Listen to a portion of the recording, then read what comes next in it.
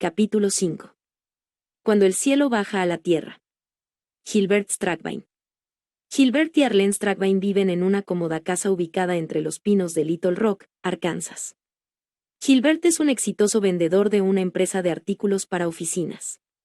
Tienen 3 hijas hermosas y participan activamente del movimiento del Espíritu Santo que está barriendo la nación. Pero no siempre fue así. Esta es la historia de Gil. Cierta vez, cuando yo solicitaba un puesto como vendedor, el psicólogo de la compañía me preguntó, ¿por qué quiere usted este puesto de vendedor? Bueno, contesté, vender es lo que sé hacer, lo que siempre hice. Eso es difícil de creer, señor Strackbine, dijo el psicólogo, frunciendo el ceño. Normalmente, a un vendedor tiene que gustarle la gente, pero según su test psicológico, usted ni siquiera se gusta a sí mismo. Él tenía razón, por supuesto. Realmente no me interesaba si me gustaba o no la gente. Como vendedor, solo estaba interesado en 2 cosas, conseguir un pedido y salir de ahí enseguida. Siempre me había apartado de la gente. Mis padres eran alemanes, luteranos, muy estrictos, en el sur de Texas. Aprendí a hablar inglés solo cuando entré a la escuela. Orgulloso de mi herencia, encontraba una gran satisfacción en creer que mi mente alemana podía aventajar a cualquiera en todo lo que fuera mecánica, electrónica o lógica. Con el correr de los años llegué a creer que podría hacer cualquier cosa con tan solo proponérmelo. Aunque me ganaba la vida como vendedor, pasaba mi tiempo libre en el taller, haciendo cosas como armar computadoras. Arlene tenía 19 años cuando nos casamos. Después de que nos mudamos a Nueva Orleans, ella comenzó a sufrir ataques de desmayos y perdió gran parte de su energía. Pero yo simplemente me negué a creer que estuviera enferma. La enfermedad, para mí, era señal de debilidad. Cuando nuestra pequeña hija, Denise, tenía 3 años, decidí que Arlene necesitaba tener otro hijo. Esto le haría sacar la cabeza de lo que ella llamaba sus problemas, pensaba yo, y le daría algo constructivo en qué pensar. Pero el embarazo de Arlene no fue tan sencillo. Desde el comienzo surgieron complicaciones que requirieron mucha atención médica. Sus riñones presentaban problemas que la amenazaban a ella y también al bebé. Sufría horribles espasmos en las piernas, y para evitar el riesgo de un aborto espontáneo, el médico hizo que guardara cama durante 7 meses. Irritado por esta muestra de debilidad de su parte, me aparté aún más, tratando de tener el menor contacto posible con ella. Aunque Arlene estaba en la primera etapa de una terrible enfermedad, yo no tenía ni la menor idea de que mi enfermedad espiritual era aún peor. Arlene había asistido a una iglesia metodista en Nueva Orleans. Las señoras de su iglesia, sabiendo que ella tenía que enfrentar su problema sola, comenzaron a pasar por casa para preparar el almuerzo, ya que el médico le había prohibido a mi esposa que se levantara, a menos que fuera para ir al baño. Si alguien la visitaba cuando yo estaba en casa, yo abría la puerta y desaparecía por la parte de atrás. Aunque detestaba que Arlene estuviera en cama, mucho más me molestaba que la gente de afuera interfiriera en nuestras vidas tratando de ayudar. El problemático embarazo fue solo el comienzo. Durante los años siguientes su condición empeoró, debilidad, espasmos musculares, infecciones en los riñones, mareos, visión borrosa. Mejoraba y luego empeoraba. Algunas veces tenía épocas en que sufría de mala coordinación muscular, después de lo cual quedaba aún con menos energía que antes. Los médicos no podían descubrir qué era lo que andaba mal, y yo seguía negándome tercamente a reconocer que hubiera algo que funcionara mal. Una noche vine a casa a la hora de cenar y encontré la mesa ya preparada. Algunas señoras de la iglesia habían traído una comida completa, habían tendido la mesa y se habían ido. Sabiendo cómo me sentía yo, Arlene se levantó para sentarse a la mesa conmigo. Llegó a la puerta de la cocina y cayó al suelo. No. Estaba inconsciente, pero era como si todos los músculos de su cuerpo hubieran dejado de funcionar al mismo tiempo. Yo estaba asustado. Quería huir, pero sabía que no podía dejarla allí sola, tirada en el suelo. La levanté, llamé a una vecina para que cuidara a nuestros 2 hijos, y la llevé rápidamente al hospital. En la sala de emergencias, la enfermera que había trabajado con Arlene comenzó a gritar, «Doctor, perdí su presión sanguínea». Los médicos vinieron inmediatamente a su lado. Fue necesario un tratamiento de emergencia para que su corazón volviera a latir. Entonces comprendí que mi demostración de fortaleza era solo una máscara. Al enfrentar una situación realmente imposible, no tenía respuestas. Odié a Arlene por su debilidad, pero me odié más a mí mismo por ser incapaz de soportar la situación. Una noche volví tarde a casa y encontré a Arlene semi-erguida en la cama, dormitando. Tenía un libro abierto sobre el regazo, Creo en milagros, de Kathryn Kuhlman. Refunfuñando, tomé el libro, miré la cubierta y vi una nota escrita en la primera página por Tom y Judy Kent. Yo conocía a este matrimonio. Judy había trabajado en la misma oficina que Arlene mientras Tom estudiaba medicina en Tulane. Ahora él trabajaba como médico en California. Arlene se despertó y me vio de pie junto a la cama. Tom me lo envió, dijo sonriendo, indicando el libro con un gesto. Dijo que él y Judy estaban orando para que el Señor hiciera un milagro de sanidad en mí. Sacudí la cabeza y le devolví el libro. ¿Cómo es posible que un médico crea una basura como esta? Por favor, Gil, dijo Arlene, con los ojos llenos de lágrimas. No me quites mi fe en un Dios que hace milagros solo porque tú no lo crees. Tengo que creer en algo. Cree en ti misma, le dije. Es todo lo que tienes que hacer para salir de esa cama. Pero aunque Arlene podía levantarse, no lograba mantenerse en pie. Trataba. Hacía valientes esfuerzos por seguir adelante, pero parecía que siempre terminaba en el hospital. Nos mudamos a Little Rock, Arkansas, donde empecé a trabajar para una empresa que vende artículos de oficina. En mi tiempo libre yo hacía todo lo posible, por no pensar en la situación de Arlene, que se deterioraba rápidamente. Me molestaba que aunque no podían diagnosticar cuál era su problema, los médicos la hicieran volver al hospital cada varios meses para hacerle nuevos exámenes y tratamientos. Después de que nació nuestra tercera hija, Lisa, Arlene comenzó a asistir a un culto de los jueves por la noche en la Iglesia Anglicana de Cristo. Wanda Russell, su maestra de la escuela dominical en la Iglesia Metodista, venía todos los jueves a buscarla después de la cena y se la llevaba a las reuniones.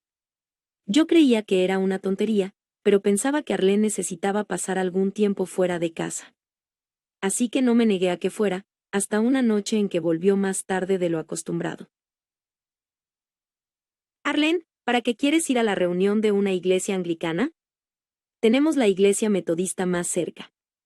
Arlene caminó débilmente hasta el sofá y se sentó. Esa iglesia metodista no cree en la sanidad, dijo. ¿Estás diciéndome que has estado asistiendo a cultos de sanidad? Arlene simplemente asintió. Ninguna persona inteligente cree en esas cosas, dije firmemente. Es todo superstición. Y no quiero que mi esposa sea vista con esos charlatanes. Arlene intentó ponerse de pie, pero sus piernas se negaron a moverse. Por favor, Gil. Lo necesito. No me lo quites. Escucha, dije con determinación. Sé todo sobre estas cosas. Cuando yo era un niño, en Texas, había una iglesia pentecostal cerca de mi casa. Íbamos allí después de que oscurecía, y espiábamos por las ventanas.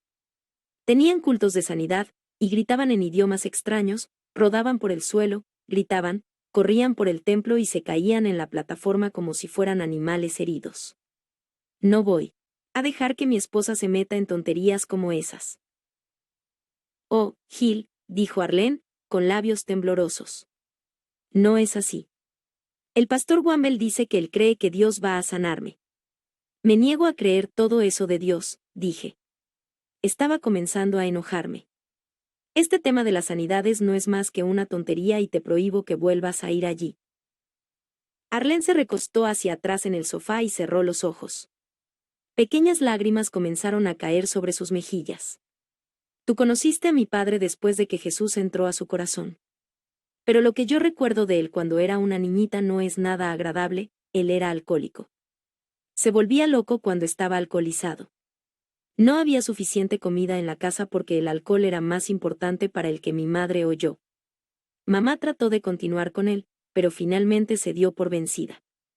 Cuando yo cumplí 6 años nos mudamos al otro lado de la ciudad, y en un ataque de ira provocado por el alcohol, mi padre trató de tirar abajo la puerta y llevarme con él. Mamá y yo nos abrazamos dentro de la casa y nos quedamos orando y llorando hasta que él se fue. Cuando crecí, pensaba que lo más maravilloso en el mundo sería tener un esposo que amara tanto a Dios como a mí. para mí, tener una familia cristiana sería el cielo.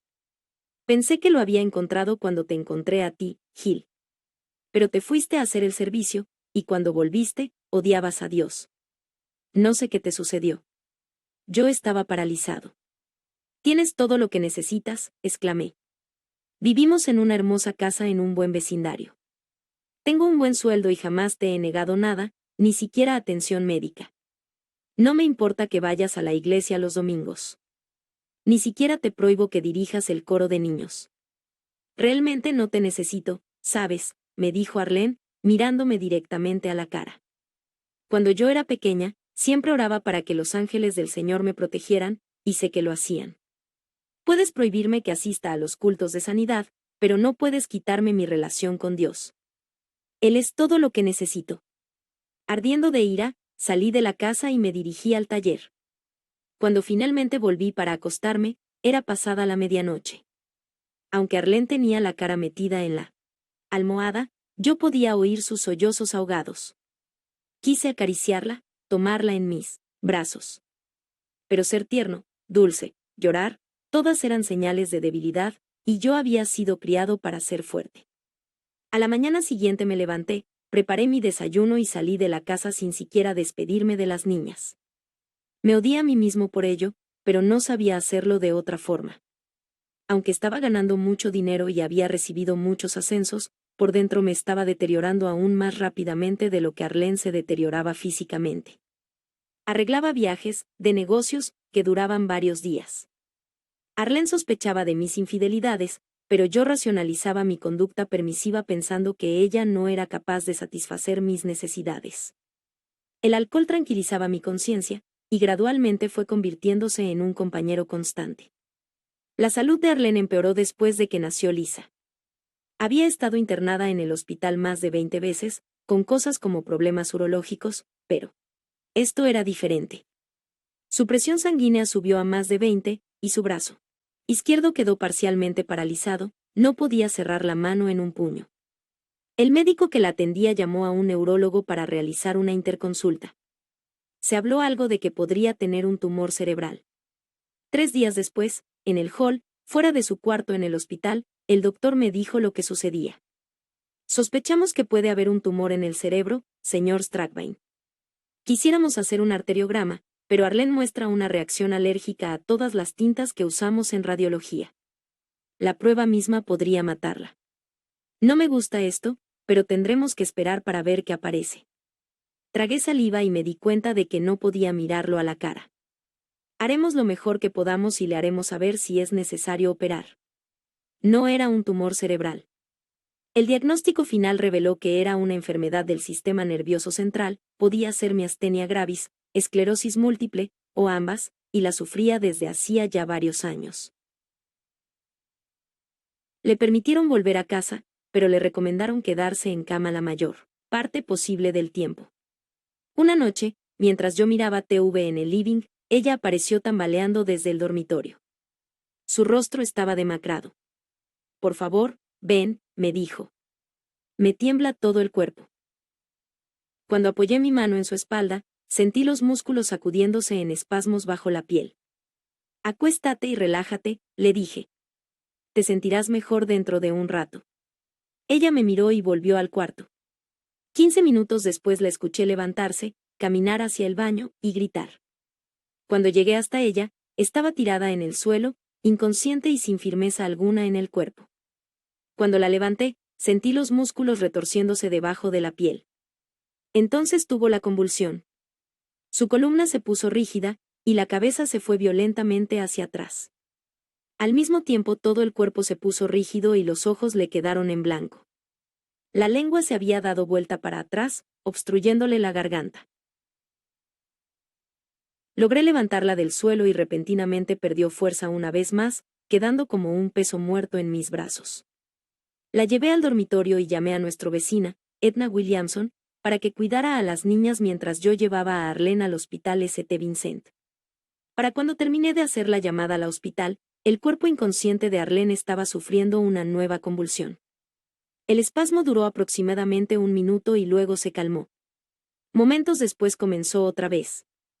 Edna llegó cuando yo ya había puesto a Arlene en el auto. La hicieron ingresar en el servicio de guardia del hospital. 2 días después tuvimos el diagnóstico definitivo. Era, sin lugar a dudas, esclerosis múltiple, con la posibilidad de que se complicara con miastenia gravis. Hacía mucho tiempo yo le había dicho a Arlene, un día encontraré algo que no pueda superar yo solo, y cuando ese momento llegue, me convertiré en una persona mejor. Este era el momento. Siempre había podido hacer todo lo que quería. Si necesitaba más dinero, podía salir y trabajar 6 horas extras por día, pero el simple hecho de ser fuerte no curaría a Arlene de su esclerosis múltiple. Había llegado al límite. La traje nuevamente a casa y contraté a una enfermera profesional que pasaba 8 horas diarias con ella. Durante 2 años nos mantuvimos con gran esfuerzo, pagando $137,50 por semana a la enfermera, más los medicamentos que costaban aproximadamente igual suma, más los viajes adicionales al hospital. Finalmente, recibí una llamada de la compañía de seguros, diciendo que estimaban que su obligación para con nosotros había concluido, de ahora en adelante tendríamos que costear todo nosotros solos. Al mismo tiempo yo me había encerrado en mí mismo por completo. Arlene había pedido el divorcio y yo, con mi típica lógica alemana, no quise otorgárselo. Durante muchas noches deseé poder salir de mí mismo y darle el apoyo que ella necesitaba tan desesperadamente. Como deseaba poder abrazar a mis hijas y traerlas cerca de mí. Pero no podía. Era fuerte, obstinado, y la muralla que había construido a mi alrededor era tan fuerte que tampoco podía escapar de ese encierro. Al salir de la oficina, un día, Dick Cross, que trabajaba en otra sección, me detuvo en el ascensor. Dick trabajaba para la división de servicios diversos para inversores y dijo que hacía tiempo que quería hablarme sobre la inversión de fondos mutuos. Yo no tuve valor para decirle que en este momento eso era lo que menos me interesaba, así que terminé comprometiéndome a recibirlo en casa el lunes a las 19. Sabía que Arlene iría a fisioterapia esa tarde, y pensaba recibir a Dick, escuchar su perorata de ventas, y mandarlo de vuelta a su casa. Cuando Dick llegó, le expliqué brevemente cuál era nuestra situación. Él estaba por irse cuando Arlene volvió. Luego de algunos breves comentarios, Dick dijo en forma bastante directa, «Supongo que sabes que la esclerosis múltiple es incurable». «Lo sé», dijo Arlene. «Pero creo que Dios puede sanarme». «Yo también lo creo», dijo Dick. Dick y Arlene se sentaron a hablar sobre el poder de Dios para sanar, durante 4 horas.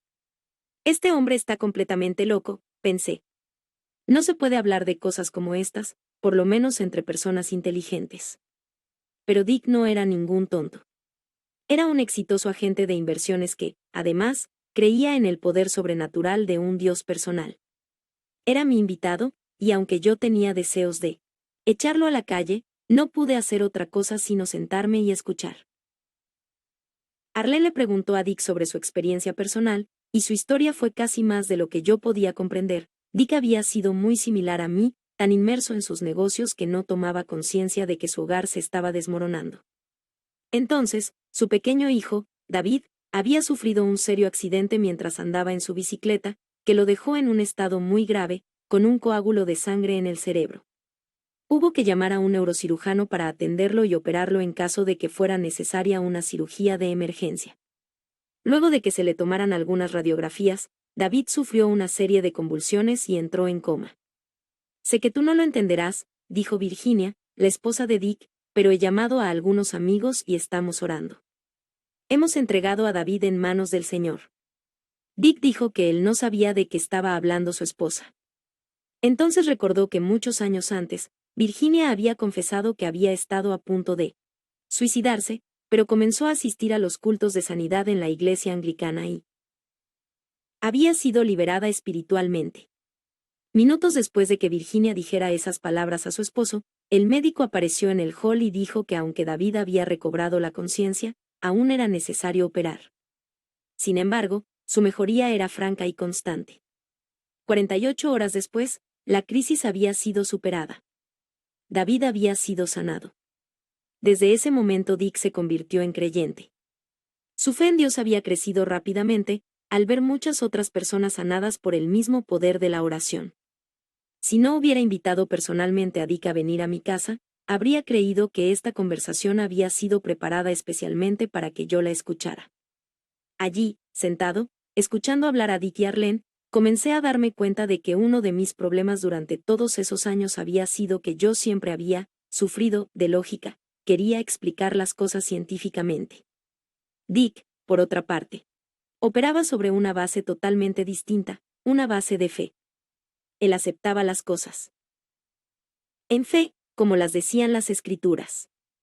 Algo le había sucedido a Dick Cross. Había sido como yo, pero ahora era libre. En realidad, hasta amaba a personas que nunca había visto antes, como nosotros. Mientras la conversación entre Dick y Arlene continuaba animadamente, mi mente trabajaba en otras áreas. Estaba tratando de definir, lógicamente, por supuesto, cuáles eran mis opciones. Había llegado al límite. O admitía que no había nada que yo pudiera hacer, y me resignaba a que Arlene muriera, o ponía mi confianza en los médicos, o admitía que había un Dios que estaba interesado en esta situación. No podía aceptar lo primero, había comprobado que lo segundo no era suficiente, lo cual me dejaba solamente con la tercera opción. ¿Qué haría con ella? Dick Cross era diferente de la mayoría de las personas que conocía. Ni siquiera había mencionado a qué iglesia asistía. No trataba de lograr que nos uniéramos a una organización. Solamente hablaba sobre Jesús y sobre el poder del Espíritu Santo.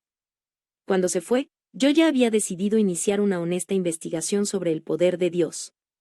Comencé a la noche siguiente, después de la cena, leyendo la Biblia. La única Biblia que había leído hasta entonces era la versión King James. Pero alguien le había dado a Arlene una versión en paráfrasis. Mucho después que ella se fuera a la cama, yo seguía leyendo sus páginas, tratando de comprobar las cosas que había escuchado decir a Dick. Al principio pensaba solamente en la sanidad de Arlene. Pero cuanto más leía la Biblia, más me daba cuenta de que también contenía la solución para mis necesidades personales, esas que nunca había contado a nadie. Dick y Virginia comenzaron a venir a casa regularmente. Aunque Dick se había convertido hacía poco tiempo, se esforzaba por responder a todas mis preguntas. Finalmente sugirió que fuésemos con ellos a la clase que dictarían en la iglesia central de la Asamblea de Dios. Entonces retrocedí. Las escenas que había visto en aquella iglesia en mi niñez aún estaban vívidas en mi mente. Pero Arlene quería ir, y finalmente acepté. Sin embargo, le dije que si ella caía al suelo como yo había visto que le sucedía a otros en la iglesia, yo simplemente la dejaría ahí. El orgullo seguía ocupando el trono en mi vida. La iglesia de la Asamblea de Dios era muy diferente de lo que yo esperaba. El maestro que enseñó esa noche dijo cosas que tenían sentido para mí. Dibujó un pequeño círculo en un pizarrón, que según dijo, representaba la vida de un cristiano. Rodeándonos, señaló, estaba el poder de Satanás. A medida que crecemos en Cristo, nuestro círculo se agranda, empujando a los poderes de la oscuridad, extendiendo nuestra superficie y permitiendo que conquistemos el terreno que Satanás había dominado por largo tiempo. Este terreno, dijo el maestro, contenía muchas cosas maravillosas, como una comunicación personal con Dios, salud para el cuerpo físico y limpieza para el alma. Siempre había pensado que era nuestra responsabilidad sentarnos dentro de nuestro pequeño círculo y guardar la fortaleza. Ahora veía que Satanás estaba a la defensiva y que era nuestro privilegio ir afuera y poseer la tierra. Lógicamente, tenía sentido. Ni siquiera las puertas del infierno podrían prevalecer contra él, poder creciente, en expansión, del círculo. Al final del culto el ministro hizo un llamado a recibir a Cristo. Antes de que yo supiera qué pasaba, Arlene y Virginia caminaban hacia adelante. Virginia ayudaba a caminar a Arlene, para evitar que cayera. Comencé a sentirme incómodo. En vez de orar para que Arlene fuera sanada, el pastor puso su mano sobre la cabeza de mi esposa y oró para que ella fuera llena del Espíritu Santo. Empecé a ir hacia adelante, pero Arlene parecía estar en otro mundo. Virginia la sostenía. Me pregunté si Arlene le había comentado lo que yo había dicho sobre dejarla en el suelo si caía, y de la boca de mi esposa salían palabras pronunciadas en un extraño y melodioso idioma. Mi lógica ganó una vez más y me negué a aceptar lo que oía. Esperé, y luego ayudé a Arlene a volver a su asiento. El orgullo impidió que le preguntara sobre la experiencia que había vivido. Dios aún tenía que quebrantarme antes de que pudiera escucharlo a él por mí mismo. Dick y Virginia comenzaron a traernos libros carismáticos, es decir, libros que hablaban de sanidades, el bautismo en el Espíritu Santo, los dones del Espíritu y la salvación. Uno de ellos fue el libro de Kathryn Kuhlman, Creo en Milagros. Arlene no tuvo el valor de admitir que lo había leído hacía algunos años. Dado que ella no veía bien, tuve que leérselo en voz alta. Dios tenía una hermosa manera de romper mi dura caparazón. Una noche, después de que Arlene se fuera a la cama, yo estaba sentado en el living leyendo la Biblia. Era a principios de julio, aproximadamente un mes después de la primera visita de Dick a nuestra casa. El aire acondicionado no funcionaba y el calor se sentía en toda la casa, un calor como solo puede hacer en Arkansas. Pero no me importaba el calor, solo la desesperación que había en mi corazón. Finalmente, dejé de leer y puse el libro sobre mis rodillas. Señor, oré en voz alta, necesito ayuda. Fue así de simple, pero era la primera vez que oraba pidiendo ayuda en toda mi vida. Desde ese momento las cosas comenzaron a cambiar. 2 ataques más casi hicieron que Arlene quedara completamente fuera de circulación. El primero fue un bloqueo del corazón que casi la mató, luego una insuficiencia coronaria la mandó otra vez al hospital por segunda vez en menos de un mes. Sin embargo, ya las cosas habían comenzado a cambiar. Yo estaba con Arlene en el hospital, un domingo por la tarde, a mediados de agosto. Dick y Virginia llegaron, trayendo con ellos a una amiga, Liam Payne, que había sido profesora de literatura en el Wheaton College, de Wheaton, Illinois, y ahora estudiaba otra carrera. Yo no lo sabía en ese momento, pero ellos habían venido a imponerle las manos a Arlene y a orar por ella. Dado que no estaba seguro sobre cómo reaccionaría yo ante una reunión de oración en el cuarto del hospital, Dick me invitó a tomar una taza de café mientras las mujeres se quedaban con Arlene, charlando. Encontramos una mesa en la cafetería y casi inmediatamente Dick me contó que había sido bautizado en el Espíritu Santo. Me dijo que le había sucedido en un sueño, y después, nuevamente, al día siguiente, mientras estaba despierto. Desde entonces, me confesó, su vida rebosaba de gozo. Realmente no entendí lo que me decía. Lo único en que podía pensar en ese momento era que Arlene estaba allí en ese cuarto del hospital en el 5º piso, y que pronto terminaría la hora de visita. Tomamos el ascensor para ir al 5º piso. La puerta de la habitación de Arlene estaba cerrada. Me detuve un instante antes de entrar. Había una extraña quietud. Los sonidos normales del hospital, los tonos suaves de las voces femeninas en la sala de enfermeras, el sonido de los zapatos de goma sobre el piso de cerámica, el chirrido de los carritos que llevaban las asistentes, los altavoces que llamaban a los médicos y enfermeras, los sonidos de las radios y televisiones en otros cuartos, todos habían sido absorbidos por un gran vacío de silencio. Supe que Dios estaba detrás de esa puerta. La empujé y abrí. Arlene, vestida con su bata blanca del hospital, estaba acostada en la cama. Los cables del monitor del corazón estaban pegados a su cuerpo. Virginia, de pie a la izquierda de la cama, y Liam a la derecha. Habían puesto sus manos sobre el cuerpo de Arlene y las tres oraban suavemente en un idioma que no pude entender. Instantáneamente todos los cabellos de mi cuerpo se erizaron. Miré mis brazos, el vello estaba erizado como las púas de un puercoespín. Era como si hubiera pisado un cable de alto voltaje, solo que no sentía shock ni dolor alguno, solo una poderosa corriente de poder que recorría mi cuerpo. Las dos mujeres dejaron de orar y yo las acompañé abajo, al auto, donde Dick las esperaba. Aún sentía esa fuente de poder dentro de mí, y seguí sintiéndola aún, después de llegar a casa. Mi primer pensamiento fue que me había contagiado alguna extraña enfermedad en el hospital. Busqué en todos los diccionarios médicos que pude encontrar, esperando descubrir qué era lo que causaba ese hormigueo, lo que hacía que mi cabello se erizara. No encontré nada. Para el miércoles, ya el asunto no me importaba, porque comprendía que durante estos últimos días me había sentido más feliz que nunca antes en mi vida. Esa noche, sentado otra vez en el living leyendo la Biblia, dejé a un lado el libro y dije en voz alta, «Señor, ¿es que tratas de decirme algo? Si es así, tendrás que hacerlo de forma que pueda entenderlo». Dick me había contado experiencias de personas que habían probado a Dios.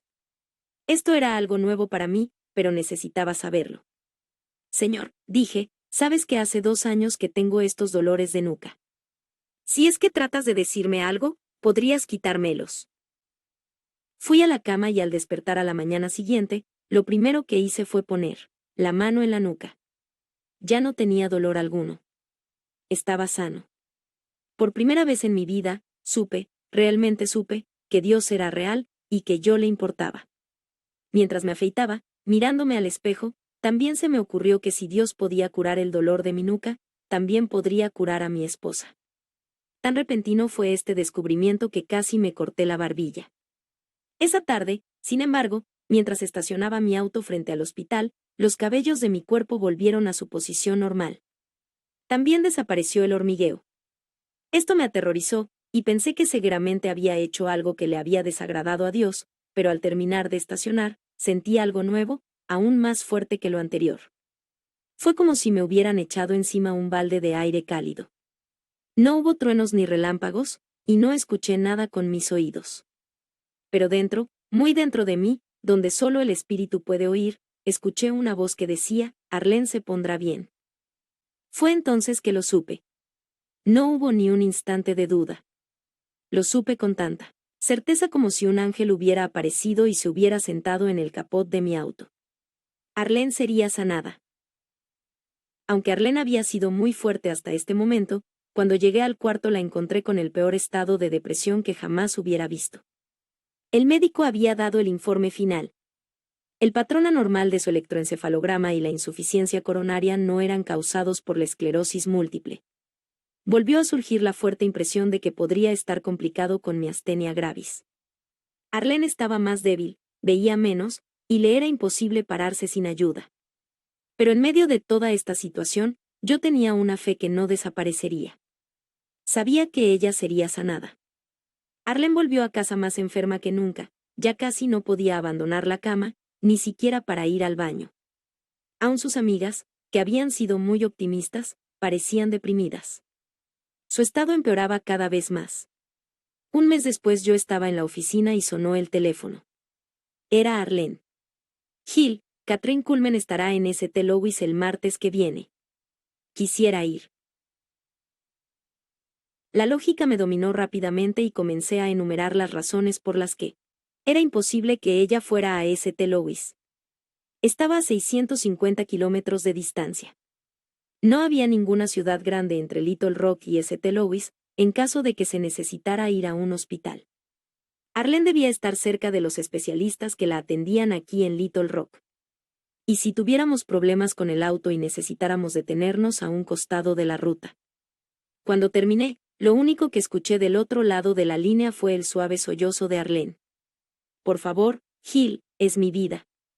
Sentí que volvía a entrar en mi caparazón. En vez de airarme, dije simplemente, hablaremos sobre esto cuando llegue a casa. Esa noche, Arlene en la cama y yo sentado en una silla a su lado, ella me contó que a principios de esa semana Edna Williamson había pasado a visitarla. Al ver el ejemplar de Creo en Milagros que Arlene tenía, Edna dijo, ¿sabes? Tengo otro libro de Catherine Kuhlman, Dios puede hacerlo otra vez. Me gustaría cambiártelo por este. Avergonzada de decirle que ella ya no podía leer, Arlene aceptó el intercambio. La mañana siguiente Edna volvió. Ella y Arlene comenzaron a hablar sobre milagros, y por qué estos no sucedían en Little Rock. Arlene dijo que pensaba que el hecho de tener un ambiente de fe alrededor ayudaba mucho. Ni siquiera Jesús pudo realizar milagros en su pueblo natal, porque las personas decían, no, no. Mi esposa agregó también que ella creía que jamás podría estar en un culto en que todas las personas estuvieran en un mismo espíritu, esperando, creyendo que Dios la tocaría y la sanaría. Esa mañana Virginia Cross entró y tiró la noticia como una bomba. Catherine Kuhlman va a realizar un culto de milagros el próximo martes en St. Louis. Arlene jamás había estado en una de esas reuniones, así que no tenía la menor idea de lo difícil que sería entrar.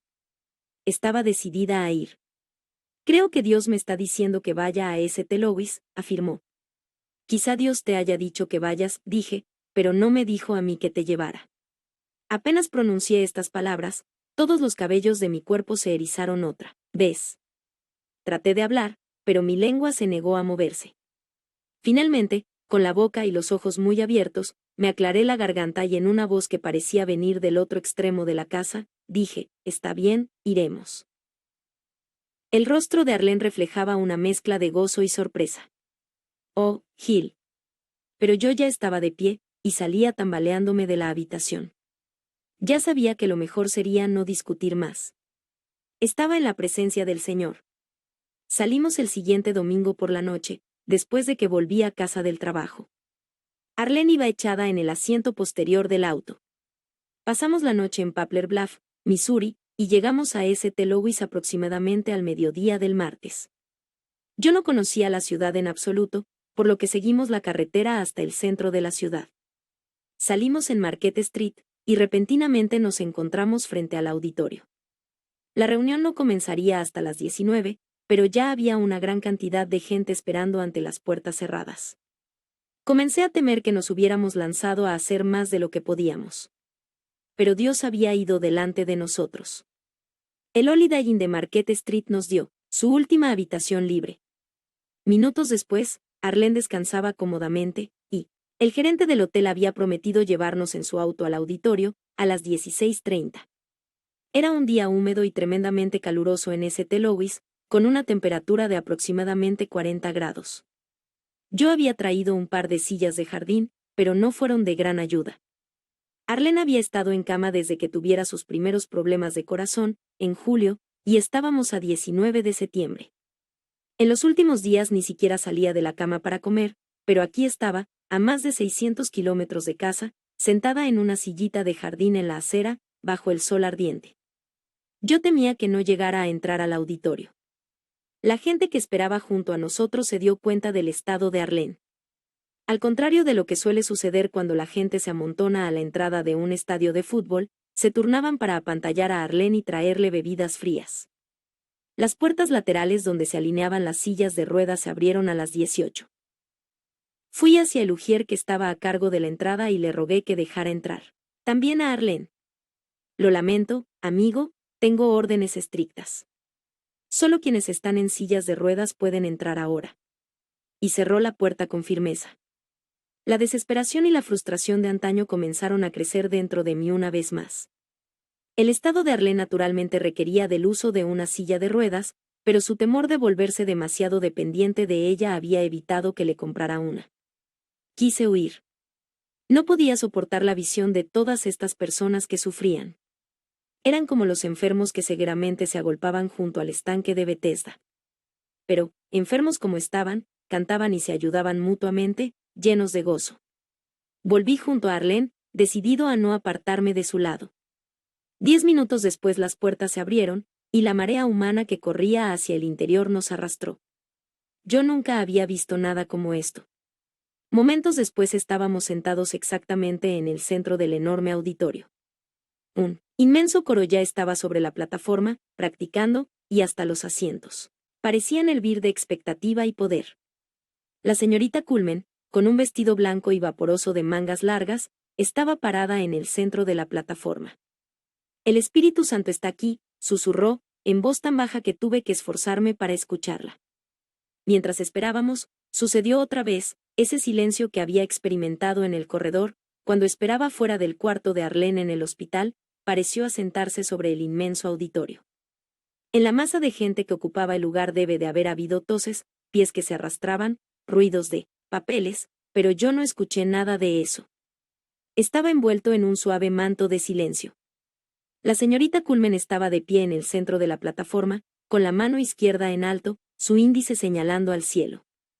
Su mano derecha descansaba suavemente sobre una vieja y gastada Biblia apoyada sobre el púlpito. Y había silencio, un silencio como el que seguramente habrá en el cielo después de que se abra el séptimo sello. La señorita Culmen no era en absoluto lo que yo había esperado. Era cálida y amigable, informal. Recibió a la gente y los hizo sentir como en casa. Después se volvió hacia los costados y movió los brazos mientras presentaba a su concertista de piano, Dino. ¿Sabes quién es?, preguntó Arlene mientras el apuesto joven de cabellos oscuros tomaba asiento frente al piano. Cierta vez quise escuchar buena música de piano y telefoneé a la librería Bautista. Ellos me enviaron algunas grabaciones. De Dino. Todo este tiempo he escuchado su música, y ni siquiera sabía que Acompañaba a Kathryn Kuhlman. La señorita Kuhlman comenzó a predicar, pero no era como ninguna otra predicación que yo hubiera escuchado antes.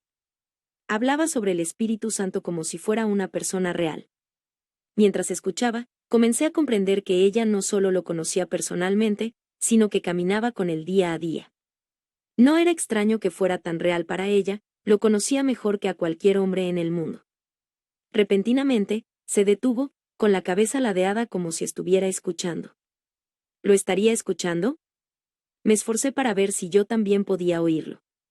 Entonces ella levantó el brazo y señaló hacia arriba, a la izquierda.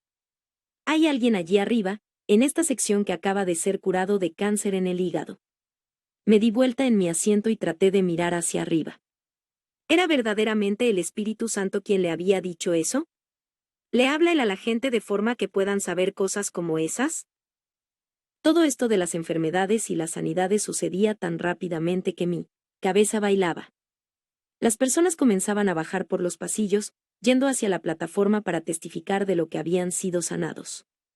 Cuando recibió al primer hombre que pasó a testificar, Kathryn Kuhlman actuó como si hubiera sido el primer milagro que había visto en su vida.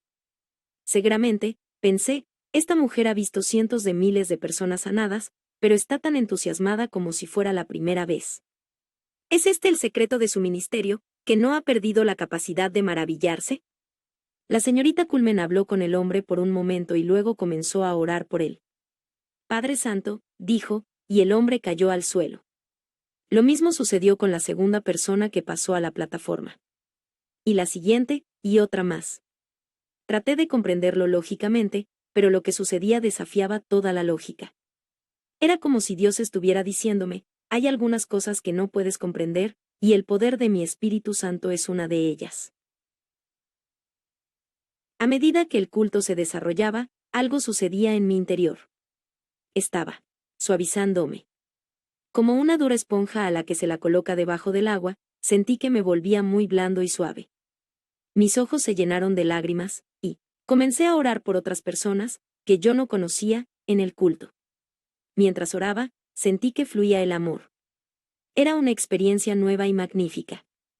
Mis oraciones se concentraron luego en Arlene, que estaba sentada junto a mí, y le rogué a Dios que la sanara.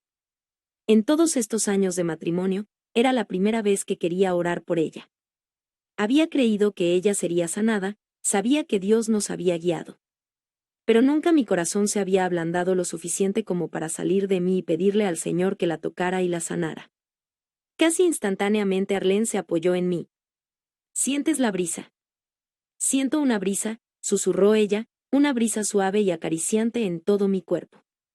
Miré a mi alrededor, pero no había lugar alguno de donde pudiera provenir la brisa.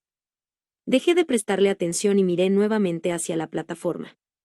Una joven sentada aproximadamente 5 filas de asientos más adelante estaba dada vuelta hacia nosotros, tratando de hablar con Arlene. ¿Está el señor obrando en usted?, le preguntó, en voz tan alta que todos la escuchaban claramente. Un poco avergonzada, Arlene respondió en un susurro, no lo sé. La joven, totalmente desconocida para nosotros, preguntó, ¿cuál es su problema? Dígale que tengo esclerosis múltiple y problemas de corazón, le susurró Arlene a la señora que estaba sentada junto a ella. La joven no se quedó satisfecha con eso. Siguió enviando mensajes.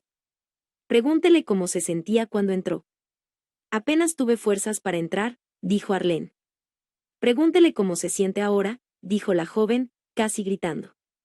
Estas interrupciones ya estaban comenzando a molestarme, y me volví para pedirle a Arlene que se callara. Ella miraba sus manos, atónita. Los temblores, murmuró con voz temblorosa. Desaparecieron. Ya no estoy inflamada. Veo bien. Mis ojos están bien otra vez. La joven estaba a medio incorporarse ya, inclinándose sobre las personas de la otra fila, muy entusiasmada. Tiene que ir al frente, gritó, y aceptar su sanidad. En ese mismo momento Arlene se puso de pie, pasó por encima de mí, pisando los pies de los que estaban en el camino, saliendo de la hilera de asientos hacia el pasillo. Apenas capaz de respirar, yo también comprendí que ella había sido sanada.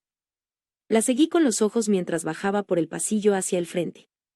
Un ujier la detuvo por un instante, y luego le hizo señas de que continuara. Arlene subió las escaleras hasta la plataforma como una mujer normal.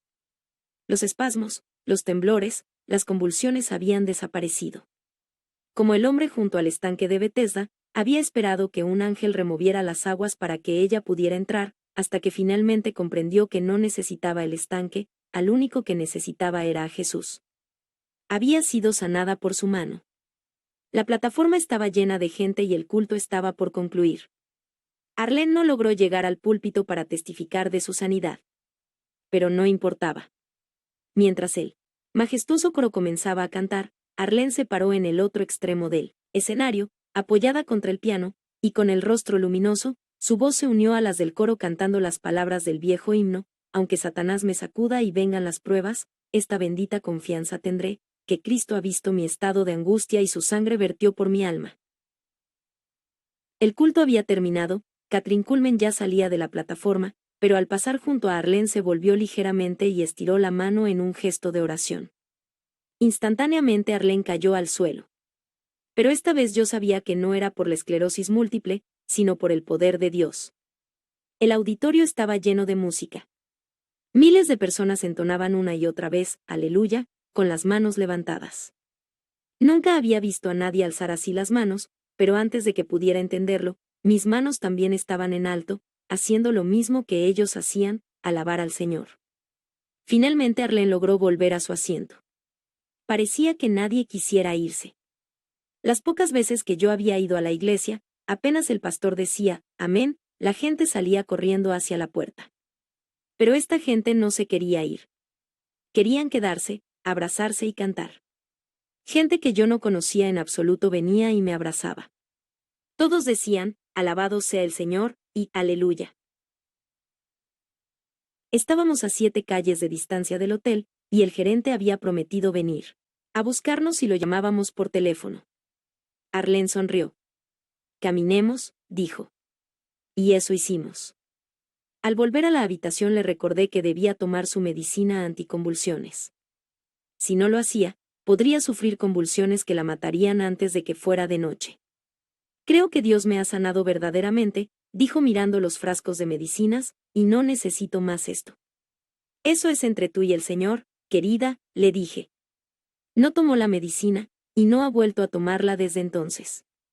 Una semana después Arlene literalmente irrumpió en el consultorio de su neurólogo. La semana anterior casi habíamos tenido que entrarla en camilla.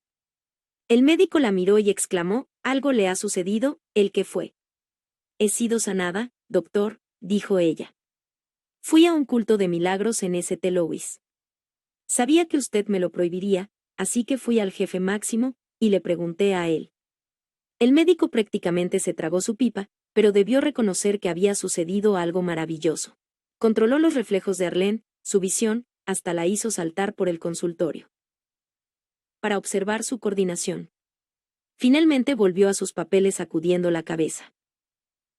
En mis 25 años de práctica de la medicina, he visto solo 3 casos que no tenían explicación médica. Sé que hay posibilidad de remisión en la esclerosis múltiple, pero esto es otra cosa. Tiene que ser de Dios. Juntos rieron gozosamente. No sé qué hizo usted, o qué está haciendo, agregó él. Pero sea lo que fuere, continúe haciéndolo. Y no olvide agradecer a Dios todas las noches. Parecería que la sanidad de Arlene sería el clímax de nuestras vidas. Pero solo fue el comienzo.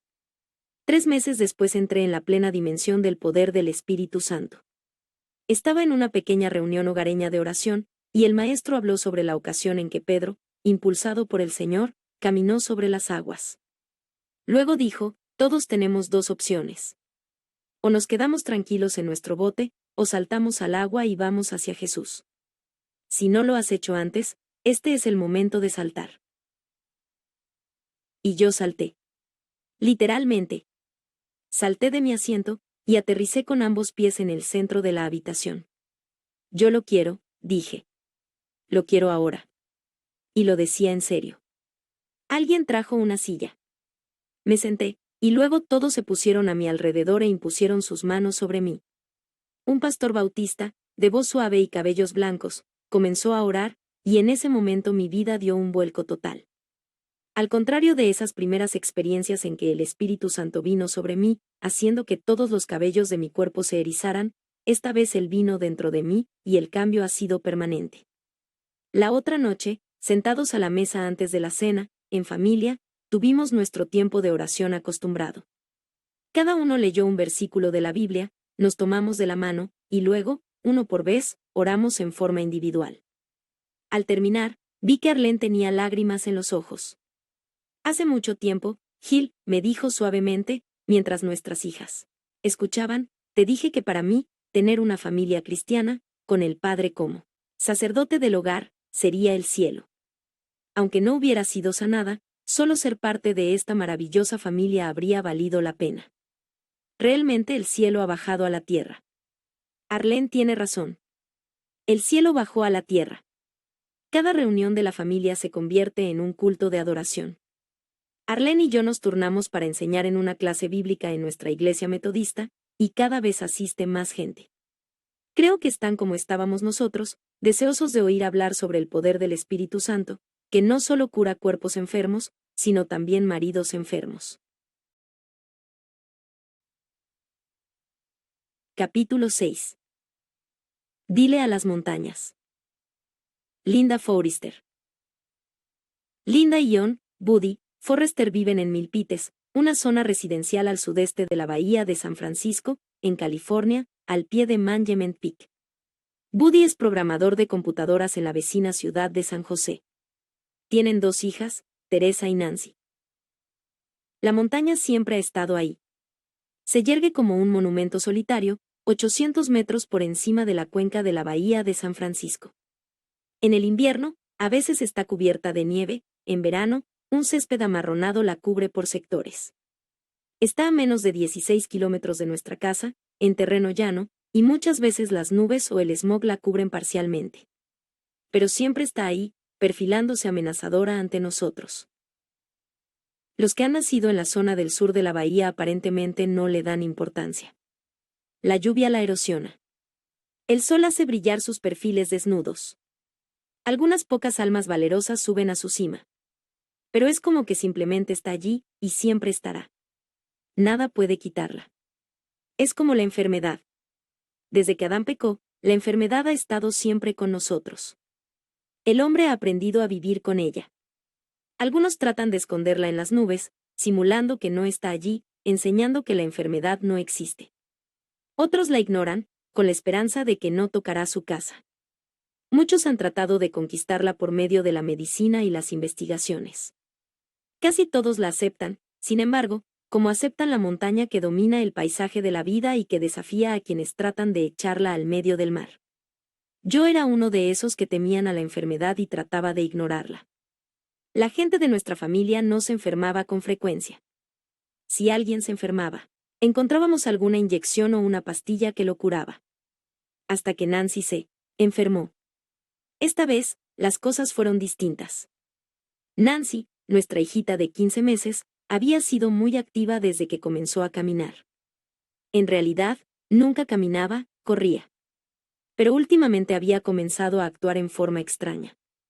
Se caía con frecuencia, y de cada caída le quedaban feos hematomas. Llegó a estar cubierta de hematomas, como si la hubieran golpeado mucho. Un lunes por la mañana, en 1970, Nancy despertó con una altísima fiebre. Comencé a darle aspirinas para bebés, pero al segundo día la temperatura había subido a más de 40 grados y no bajaba. Llamé a Buddy a su oficina en San José, y me dijo que la llevara al servicio de guardia del Hospital Kaiser, en Santa Clara.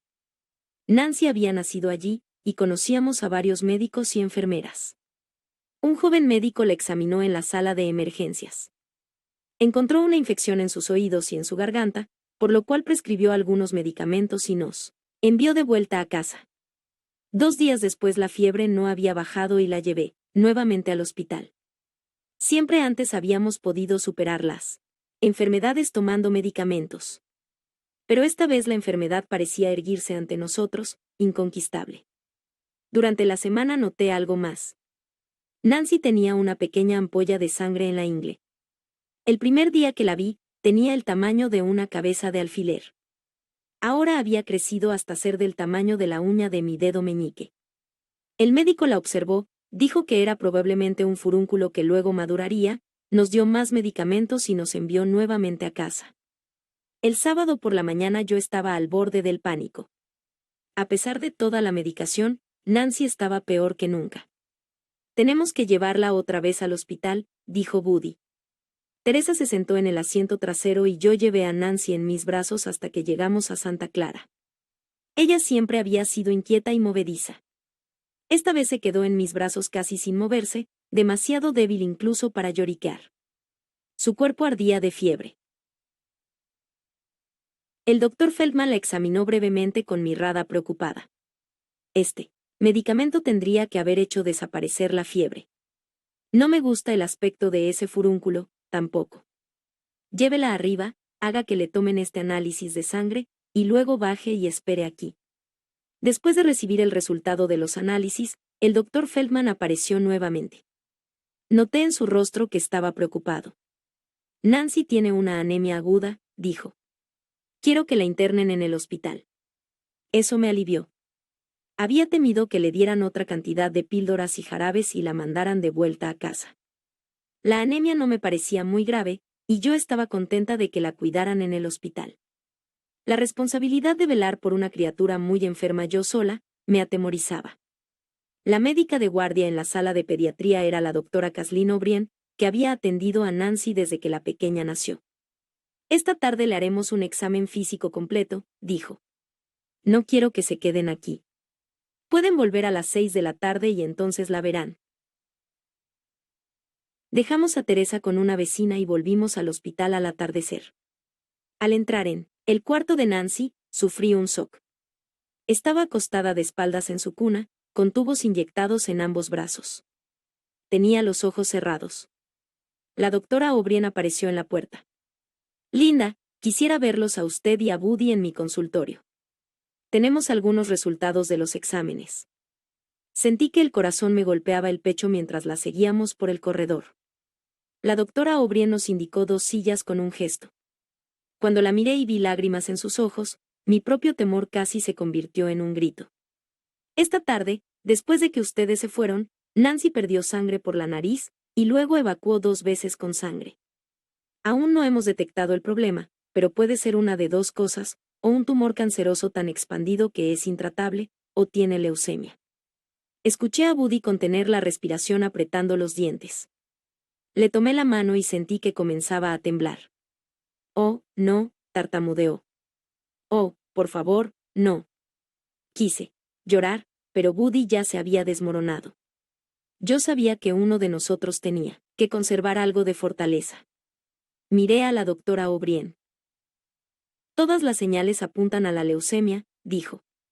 Vamos a hacer un examen de médula en unos minutos, pero si lo desean, pueden ir y verla primero. Me volví hacia Buddy. Por favor, llama al pastor Langhoff. Pregúntale si puede venir. Es extraño cómo la gente vive como lo habíamos hecho nosotros, como si Dios no existiera. Pero cuando estamos frente a frente con la muerte, buscamos ayuda espiritual. Yo había sido criada como católica romana. Cuando conocí a Buddy, después de divorciarme, acordamos llegar a un punto medio entre mi fe católica y su fe evangélica, y nos unirmos a una iglesia luterana en Milpites. Pero rara vez asistíamos a los cultos. No sabíamos casi nada de Dios.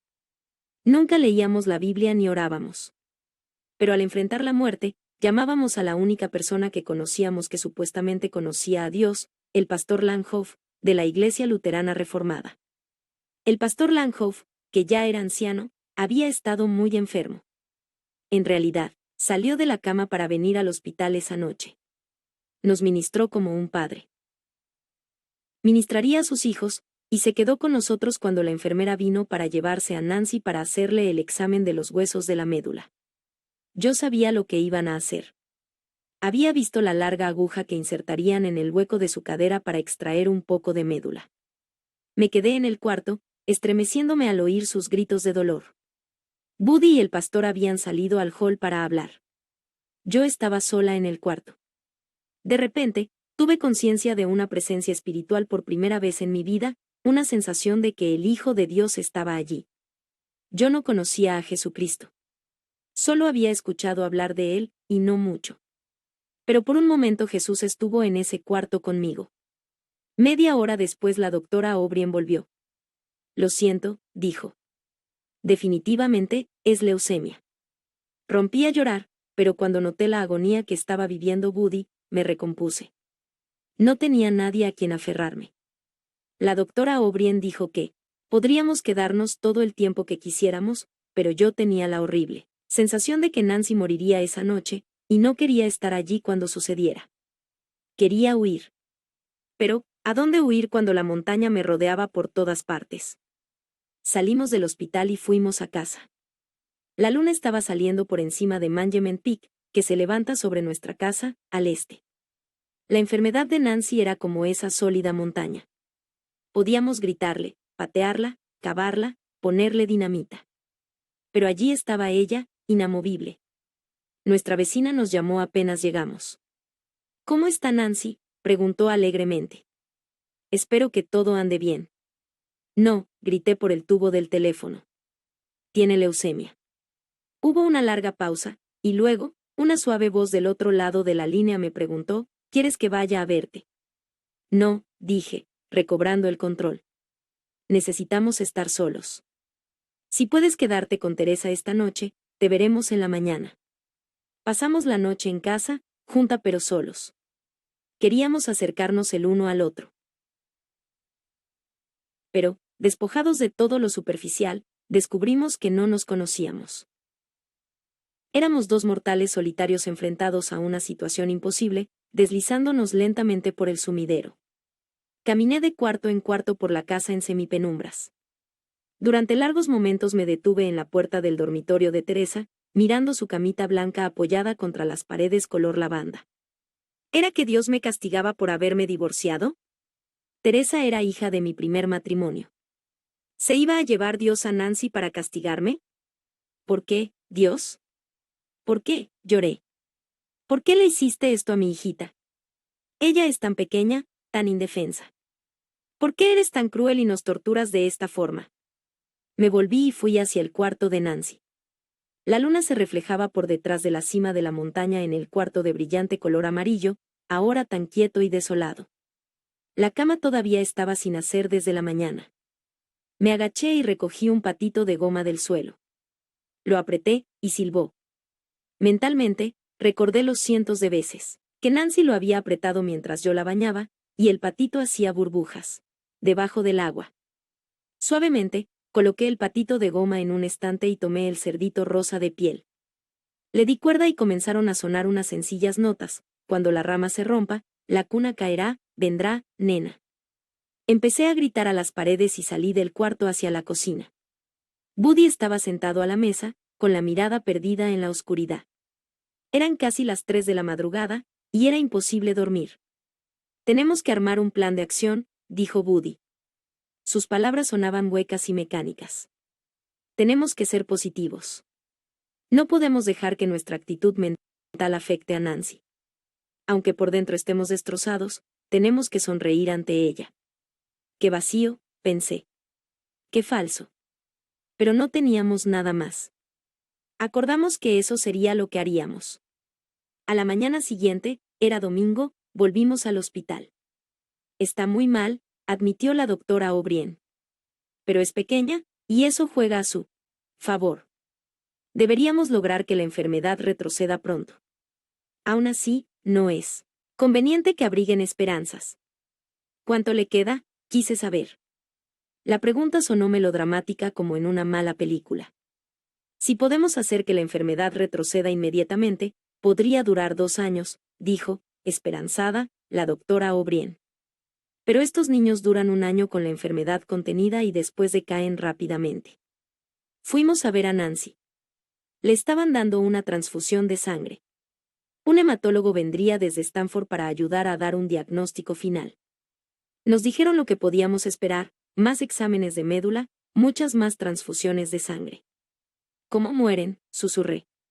Mientras formulaba la pregunta, me di cuenta de que mentalmente ya había convertido a Nancy en un objeto, una tercera persona que estaba preparándose para desaparecer.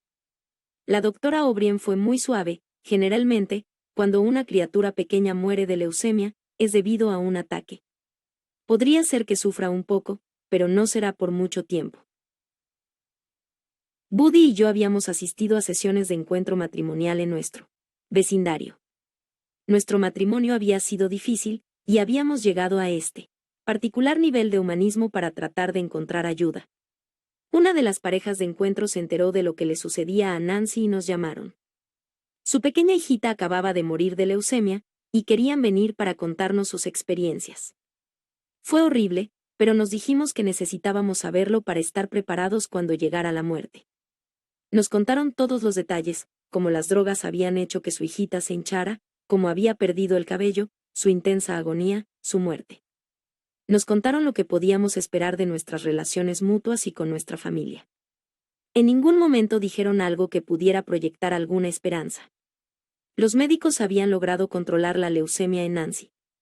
Para la segunda semana, estaba en estado de remisión temporaria, y las drogas la mantendrían así hasta que se produjera el ataque final, fatal, furioso. Pero la ampolla de sangre, que ahora llamaban úlcera de sangre, había crecido hasta cubrir todo un lado de la ingle de la niña. Los médicos decían que era un efecto secundario de la leucemia y que contenía un germen que podría matarla. Irónicamente, el único medicamento que podría curarlo era fatal para la mayoría de quienes sufrían de leucemia. Una noche, después de que Teresa fuera a dormir, Buddy y yo nos sentamos a la mesa de la cocina. Habíamos llorado hasta quedar sin lágrimas. Finalmente, dije, Buddy, probemos con Dios. ¿Quieres decir que la llevemos a uno de esos que curan por fe?, dijo con desaprobación en su voz. Claro que no, exclamé. Esa gente son un montón de charlatanes. Buddy estaba perplejo. Pensé que habías dicho que querías probar con Dios. Quiero decir que oremos, dije. Pero yo no sé cómo orar. Yo tampoco, dije, pero tenemos que hacer algo. Él asintió. Yo tomé su mano y murmuré unas pocas palabras. Dios, por favor, que encuentren algo con que tratarla. Fue un comienzo tan débil, como tirar piedras a la montaña, con la esperanza de que se levantara y huyera. Pero era un comienzo, y a la mañana siguiente, cuando llegamos al hospital, la doctora O'Brien sonreía por primera vez. Buenas noticias, dijo. En Stanford descubrieron una droga para tratar la úlcera. Es un pequeño milagro. El cirujano de Kaiser abrió la úlcera, y a esto le siguieron meses de dolorosos tratamientos. Sin embargo, Nancy mejoraba. El primer encuentro con la oración me convenció de que había más poder a mi alcance del que había imaginado. Comencé a orar cada día antes de ir a ver a Nancy. Entonces sucedió algo. Una de nuestras vecinas estaba en la misma asociación de padres y maestros que yo. Una tarde, después de hablar de los asuntos de la asociación, me dijo, sabes, Linda, Dios te ama, y ama a Nancy. Eso me tocó. Nadie me había dicho eso de mí jamás, ni tampoco de Nancy. Era un concepto nuevo y maravilloso. Dios me amaba, como persona. Y amaba a Nancy. La Biblia está llena de relatos de Jesús sanando gente, siguió diciendo ella. La iglesia a la que voy no cree que Jesús sigue sanando, pero yo sí. Creo que si Dios te ama, también puede sanarte. Sus palabras fueron como una luz en un cuarto oscuro. Entonces comencé a abrirme camino hacia esa luz. Muchos años antes, cuando estaba tramitando mi divorcio, había pedido una Biblia en Sears Roebuck. En ese momento pensaba que me daría suerte tener una Biblia en la casa. Ahora comprendía que la Biblia era mucho más que un amuleto de buena suerte. Fui y abrí el cajón de mi armario, la encontré, y me prometí a mí misma que leería un capítulo por día, comenzando con el Evangelio de Lucas. Casi inmediatamente, de mi subconsciente, saltó un versículo del pasado a mi mente. No sabía dónde buscarlo, ni siquiera si estaba en la Biblia. Pero una y otra vez, día tras día, resonaba en mi mente, al que a mí viene, no le echo fuera. Empecé a pasar más tiempo en oración. Visitaba a Nancy en el hospital todas las mañanas, y luego, después de almorzar, leía el capítulo de la Biblia y oraba antes de que Teresa volviera de la escuela. Este tiempo se convirtió en una parte del día muy importante para mí. Una tarde mi vecina me preguntó si alguna vez había oído hablar de Kathryn Kuhlman. Ella cree en milagros, me dijo. La miré. No me digas que crees en la sanidad por fe, le dije con voz llena de sarcasmo. Sonrió dulcemente. Antes de juzgar, ¿por qué no sintonizas tu radio en fax? Confié en ella, y al día siguiente volví del hospital con tiempo suficiente como para escuchar la emisión de las 11. Me gustó lo que escuché. La señorita Kuhlman hablaba de una experiencia que ella llamó nuevo nacimiento. Aunque yo no tenía idea de qué sería eso de lo que hablaba, de alguna forma sonaba cierto. Me gustó especialmente su manera positiva y feliz de hablar. Muchos de mis amigos eran negativos. Un pastor con el que habíamos hablado en el hospital hasta nos había sugerido que la muerte es la mejor cura de todas. Yo necesitaba oír una voz positiva, que apuntara a la luz en vez de las tinieblas. Un día, después de escuchar la transmisión, que duraba media hora, abrí la Biblia para leer un capítulo de Lucas. Casualmente, era el relato de la crucifixión de Jesucristo. Mientras leía, me inundó la comprensión profunda de la verdad. Jesús había muerto por mí. Eran mis pecados los que lo habían llevado a la cruz. Él había muerto porque me amaba. Comencé a sollozar. Oh, Dios, lamento que hayas tenido que morir por mí. Pero al mismo tiempo que lo decía, un gozo y una sensación de bienestar me inundaban interiormente. Era la sensación de haber tomado un buen vino, pero no estaba en mi estómago, sino en mi espíritu. Entonces supe que era. Yo había nacido de nuevo. Sentada en el sillón verde del living, gritando, llorando y riendo al mismo tiempo, dije, gracias, Dios, por salvarme. Te amo. Durante años supe que habías muerto por mis pecados. Ahora sé que moriste por mí. En ese momento volví a la vida. Era una nueva criatura. Todo en mí había cambiado.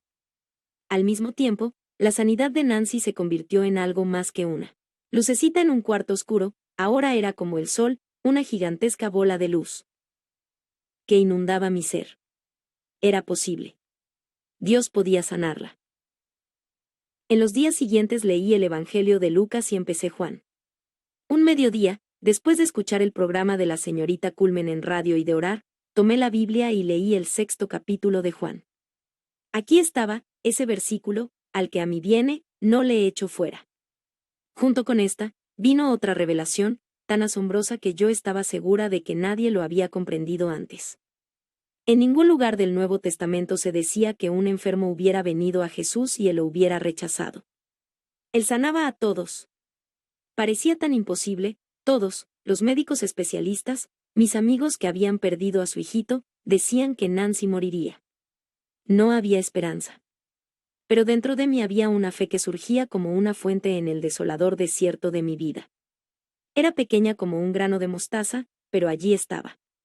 Yo sabía que era tan imposible para mí creer que Nancy sanaría, como hablarle a la montaña y ordenarle que se echara a la bahía de San Francisco. Pero, ¿no decía la Biblia que todas las cosas son posibles para Dios? Me aferré a eso. Tomé la decisión de confiar en Él, aunque no lo entendiera, aunque no tuviera sentido. Dios tendría que darle nueva sangre y una nueva médula para sus huesos. Pero decidí confiar en su palabra, sin importar lo que los demás dijeran. Padre, oré, tú has prometido que al que viene a ti, no le echarás fuera. Vengo a ti con esta necesidad. Creo que serás fiel a tu palabra. Fue así de simple. Ahora, lo único que debía hacer era esperar. Después de 5 semanas los médicos nos dejaron llevarnos a Nancy a casa. Ella no está bien, nos advirtieron. Y no mejorará. Si tienen muchísima suerte, quizá llegue a vivir 1 año y medio más. Pero después de eso, la leucemia será más fuerte que las drogas. Los primeros días de Nancy fuera del hospital fueron terribles. 2 días después de traerla a casa le salieron úlceras sangrantes en los labios, que pronto se extendieron a toda la boca, las encías y la garganta. Los médicos diagnosticaron escarlatina, complicada por las drogas que le estábamos dando, que podían causar síntomas similares. La úlcera, del tamaño de una mano, en la ingle de Nancy estaba secándose, pero teníamos que limpiarla 3 veces por día con agua oxigenada. Luego de la limpieza, debíamos atarla de manos y pies a los bordes de la cuna, y colocar una bombilla eléctrica encendida a corta distancia de la úlcera, para secarla. Una enfermera venía 2 veces por semana para ayudar. Las cosas comenzaron a mejorar. Después de 6 semanas Nancy pudo moverse un poco en forma más independiente, pero seguía siendo una niñita enferma. Para Buddy la situación era muy difícil de soportar. No podía evitar ver el gran cambio que se había producido en mí, y no lo comprendía. Querida, tienes que controlar esto, me advertía. No podemos engañarnos todos de esta forma. Cuando Nancy muera, vas a quedar verdaderamente destrozada. No lo entiendes, le decía yo. Por primera vez sé que podré aceptar su muerte, sí, es que sucede. Sé que Dios está con ella, y conmigo. Aún más, creo que Dios la sanará. Desearía poder creer eso, decía Buddy, con los ojos llenos de lágrimas. Desearía poder creerlo. Una tarde mi vecina me llamó por teléfono para contarme que Kathryn Kuhlman estaría en Los Ángeles para realizar un culto de milagros. También me dio un número telefónico donde podría pedir información. La mujer que hacía las reservas de viajes nos informó que el boleto de avión ida y vuelta a Los Ángeles costaría $70. Yo no tenía ese dinero, pero ella dijo que nos incluiría en la lista de junio, el mes siguiente, en caso de que lográramos reunir el dinero. Janet, una adolescente que vivía cerca, había sido la niñera de Nancy desde que ella era una bebita. Un grupo de adolescentes llamado Vida Joven se reunía en el hogar de Janet los martes por la noche. Cuando supieron que llevaríamos a Nancy al culto con Kathryn Kuhlman, quisieron apoyarnos en oración. El martes siguiente llevé a Nancy a la casa de Janet, donde se habían reunido más de 100 jóvenes para participar del estudio bíblico. Acordaron que el domingo en que nosotros iríamos a Los Ángeles, se reunirían en la casa de Janet para orar y ayunar. Ellos también creían que Dios la sanaría. La semana previa a nuestra partida hacia Los Ángeles, fui a una librería cristiana en Fremont. Una amiga me había mencionado varios libros que quería que leyera, incluyendo 2 de Kathryn Kuhlman. Creo en milagros y Dios puede hacerlo otra vez. Mientras estaba allí miré algunos marcadores plásticos buscando uno para señalar las páginas en mi Biblia. Una y otra vez vi el mismo marcador, hasta que lo compré, sin fijarme en el versículo bíblico que estaba impreso en la parte de atrás. Camino a casa, yendo por la autopista Nimitz hacia el sur, repentinamente me invadió una sensación descorazonadora. ¿Qué clase de tonta era yo? Todos decían que Nancy era incurable, pero aquí estaba su madre, comprando libros, reuniendo dinero para comprar boletos de avión, pensando en llevarla hasta Los Ángeles para asistir a un culto de milagros de una mujer que yo jamás había visto. Me puse a llorar. Salí de la autopista en Dixon Landing, y miré hacia arriba. Allí estaba la montaña, irguiéndose amenazadora ante mí. Era más de lo que podía soportar. Salí de la calle, llorando. Cuando finalmente logré controlar el llanto, estiré la mano hacia el otro asiento delantero, buscando un pañuelo de papel. Al hacerlo, el cordón del marcador que había comprado se enredó en mi mano. Entonces leí el versículo que llevaba escrito. No pude creer lo que veía. Si tuvierais fe como un grano de mostaza, diréis a este monte, pásate de aquí allá, y se pasará, y nada os será imposible. Mateo 17:20. Miré hacia la montaña y sonreí en medio de las lágrimas. Sal de mi camino, montaña. Nancy va a ser sanada. Apenas podía yo abarcar la inmensidad de la multitud que esperaba en el auditorio Shrine. Nos guiaron hasta unos asientos en la planta baja. Hacía calor cuando llegamos, así que le quité los zapatitos a Nancy y le pedí a Buddy que los tuviera. Nancy había estado muy inquieta en el avión. No había dormido ni un minuto y se doblaba y se retorcía mientras ocupábamos nuestros asientos. Buddy también estaba incómodo. Tú estarás muy bien, dijo él, pero no creo poder soportar quedarme sentado en un culto que dure 4 horas. La reunión comenzó, y el magnífico coro comenzó a cantar. Entonces la señorita Kuhlman presentó a Dino. Me encanta la música, y este apuesto joven griego que acariciaba el piano como si fuera un ángel acariciando un arpa, me fascinó. Pero a Nancy nada de esto le interesaba. Siguió retorciéndose y gimiendo. Durante los momentos más quietos, cuando Dino acariciaba las teclas del piano como con una pluma, Nancy se echó a llorar. Inmediatamente vi a un ujier parado en el pasillo, que se inclinaba hacia nosotros. Señora, tendrá que llevar a la niña afuera. Está incomodando a las demás personas. ¿Sacarla afuera?, exclamé indignada.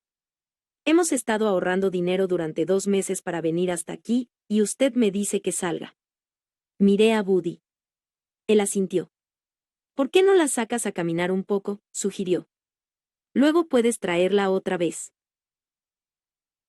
A punto de gritar de ira, me mordí los labios y salí tambaleándome entre la gente, que estaba sentada junto a nosotros, hasta llegar al pasillo. Con una mezcla de vergüenza y enojo, salí hacia el hall. Nancy tenía ya casi 2 años de edad y era bastante pesada para cargarla, pero caminé de un lado a otro con ella en brazos hasta que se calmó. Entonces volví a mi asiento. Minutos después comenzó a lloriquear de nuevo. El ujier apareció nuevamente. Esta vez no fue muy amistoso. Señora, dijo, muchas de estas personas han hecho muchos sacrificios y han venido de muy lejos para llegar a esta reunión. Tendrá que sacar a la niña afuera. Bueno, yo también había venido desde muy lejos. Estuve a punto de discutir, pero el ujier me hizo un gesto directo con su índice, como diciendo, afuera. No quise causar un escándalo, así que tomé a Nancy, salí pisando pies y chocando con las rodillas de las demás personas, y me dirigí nuevamente hacia el hall. Estaba furiosa.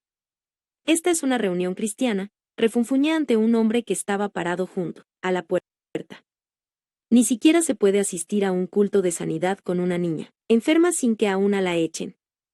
Linda reunión. Caminé por el hall con Nancy en los brazos. Buddy tenía sus zapatitos, y yo no quería que mi niña pisara el piso sucio. Fui hacia el baño de damas. Seguí caminando de un lado a otro del hall.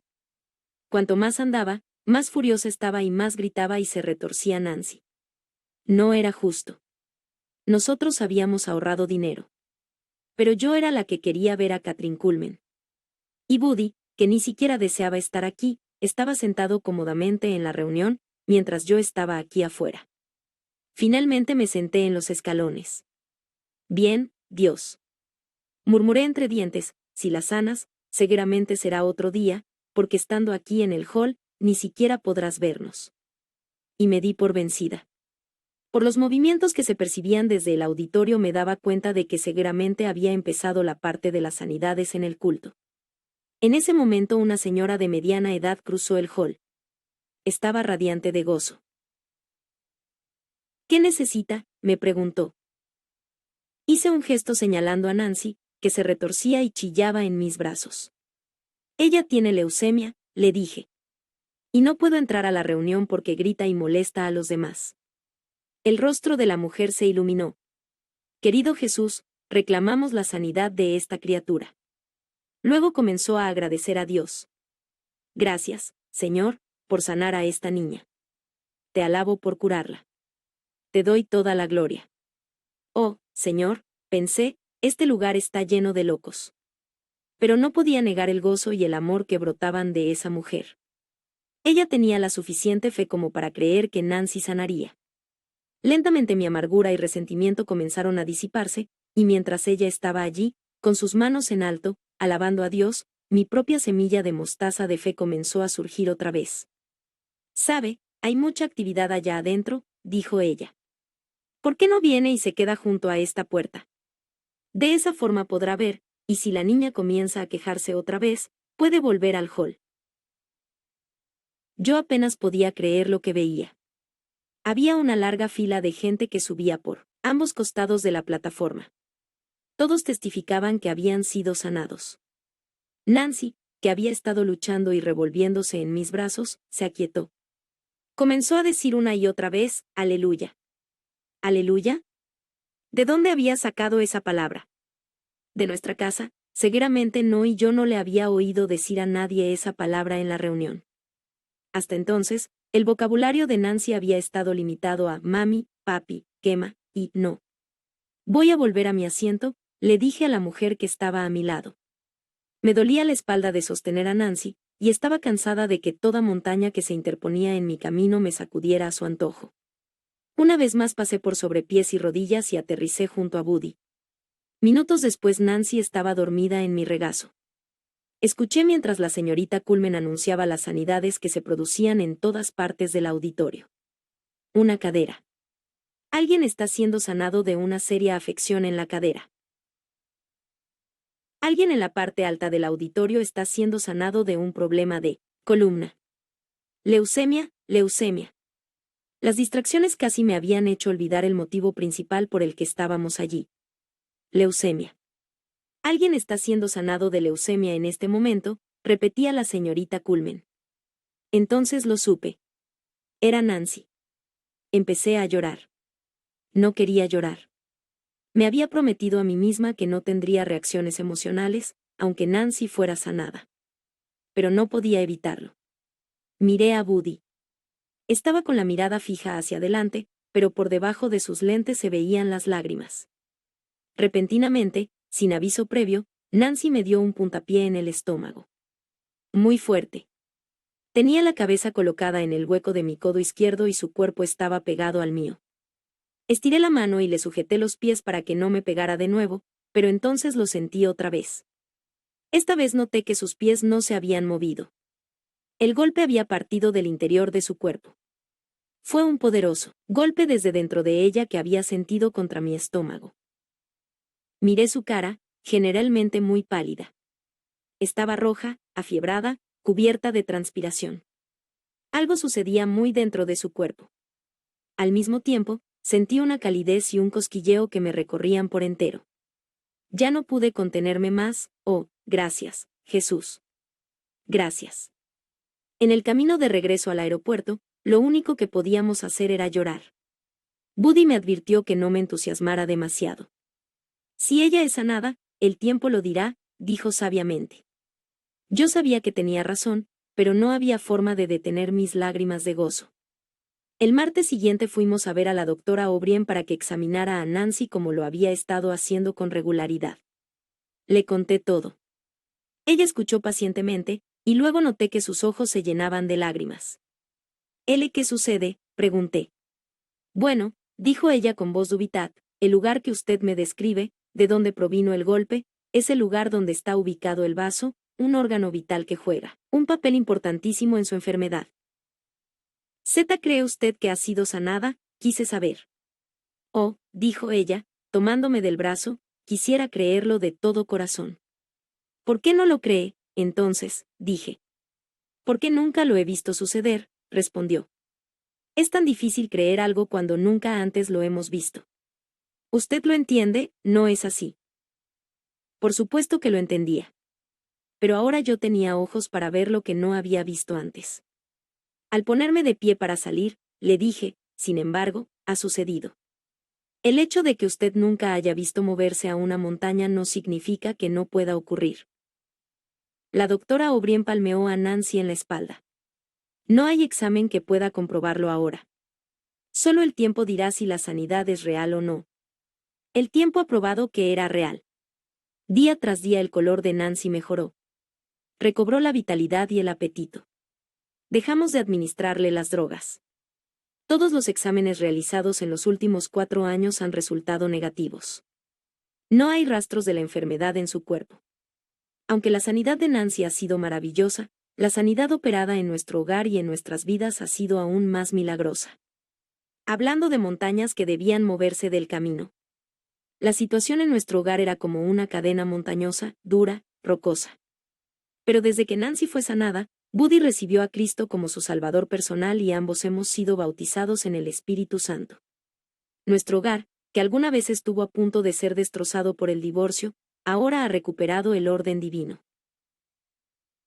Una montaña de milagros. Y todo comenzó con una fe tan pequeña como una semilla de mostaza.